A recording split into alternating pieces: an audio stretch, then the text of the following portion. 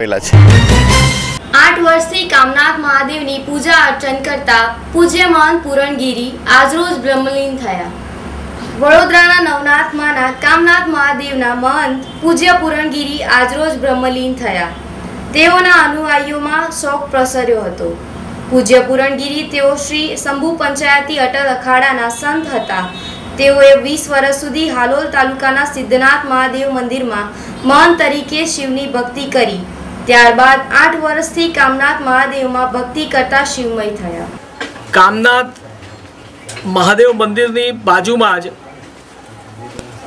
અટલ અખાડા જે રામનાથ તરીકે પણ ઓળખાય છે એના પરમ પૂજ્ય પૂરણગીરી મહંત ગાદીપતિ એમનો દેહ શાંત થઈ ગયો। ખૂબ જ આ દુઃખદ છે।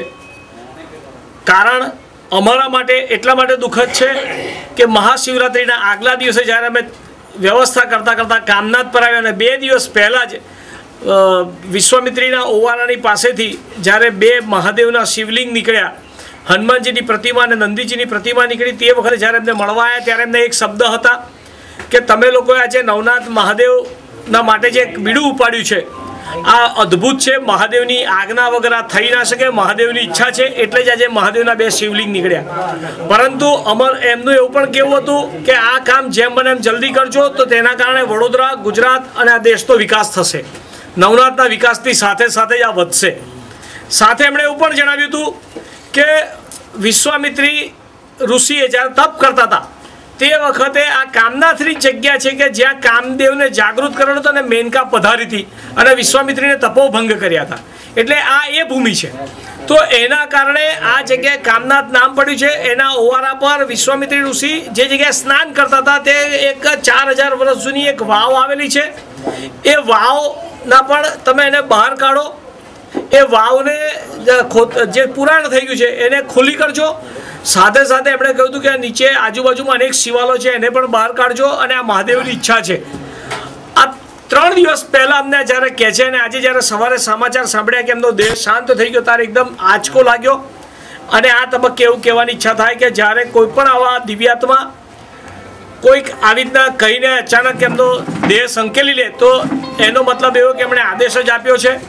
એમણે વડોદરાવાસીઓને એવું જણાવ્યું છે કે પરમ કૃપાળુ પરમાત્મા મહાદેવની આ ઈચ્છા છે, એ ઈચ્છા પૂર્ણ કરવી આપણા સૌની ફરજ છે અને એમની આત્માને શાંતિ મળે એના માટે પણ આપણે સૌએ કામનાથ મહાદેવની આજુબાજુ જે વિશ્વામિત્રીનો ઓવારો છે એને પણ સ્વચ્છ કરી એમાં જે એમના કહેવા મુજબ ત્યાં વાવ છે એને પણ આપણે શોધવી જોઈએ અને એનું પૂરણ દૂર કરીએ, વાવને ફરીથી જાગૃત કરવી જોઈએ અને સાથે જેટલા પણ શિવાલયો મળે આને પણ શોધી એની પૂજન અર્ચન આપણે કરવી જોઈએ। તો આ પ્રસંગે એવું કહી શકીએ કે એમની દિવ્યાત્માને શાંતિ મળે એના માટે આ કાર્ય આપણે સૌએ સાથે મળીને કરીએ। આવો આપણે સૌ સાથે મળી દિવ્યાત્મા પૂરણગીરીજીએ જે કામ ચીંધ્યું છે એનું આપણે એ કામ પૂર્ણ કરીએ। रामनाथ महादेव के महंत श्री महंत पूरणगिरी महाराज आज सुबह शरीर छोड़ दिए अर्थात ब्रह्मलीन हो गए।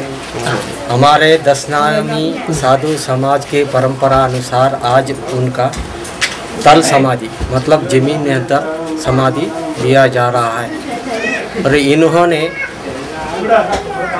बहुत साल पहले लगभग 13-14 वर्ष की उम्र में साधु बने और लगभग 25 वर्ष तक रमता पंच अटल अखाड़ा में खूब सेवा किए।